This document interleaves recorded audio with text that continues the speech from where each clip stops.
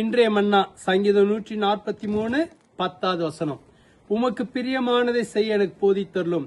நீரே என் தேவன். உம்முடைய நல்ல ஆவி என்னை செமையான வழியிலே நடத்துவாராக. தாவீது பண்ணின ஒரு ஜெபம். இந்த வசனத்தை இன்றைக்கும் நாளைக்கும் 2 நாட்களாக தியானிக்க போகிறோம்.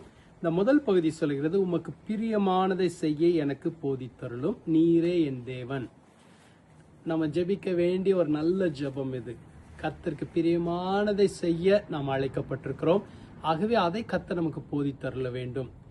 எப்பொழுதுமே கர்த்தருக்கு பிரியமானதுன்னு ஒன்று இருக்கு, நமக்கு பிரியமானது ஒன்று இருக்கு. சில நேரங்களில் இது ரெண்டும் ஒரே மாதிரி இருக்கும். கர்த்தருக்கு பிரியமானதை தான் நம்மளும் நேசிப்போம், அது எளிதாக இருக்கும்.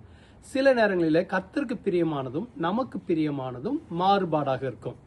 ஆண்டவர் ஒரு பாதையில செல்ல சொன்னார் என்றால் நமக்கு இன்னொரு முடிவு எடுக்கிறதுக்கு ஆசையா இருக்கும்.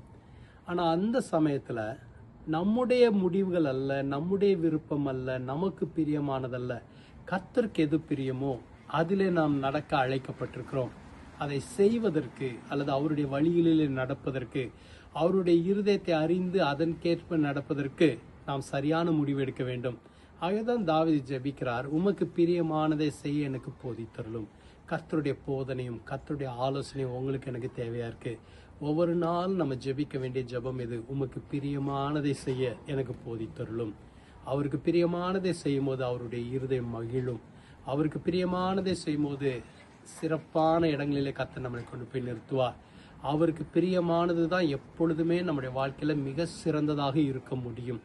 அவருக்கு பிரியமானதை செய்ய ஒப்பு கொடுக்கலாமா? ஜெபிக்கலாம். எங்களை அதிகமாக நேசிக்கிற நல்ல ஆண்டவரே, உமக்கு பிரியமானதை செய்ய எங்களுக்கு போதித்தருளும்.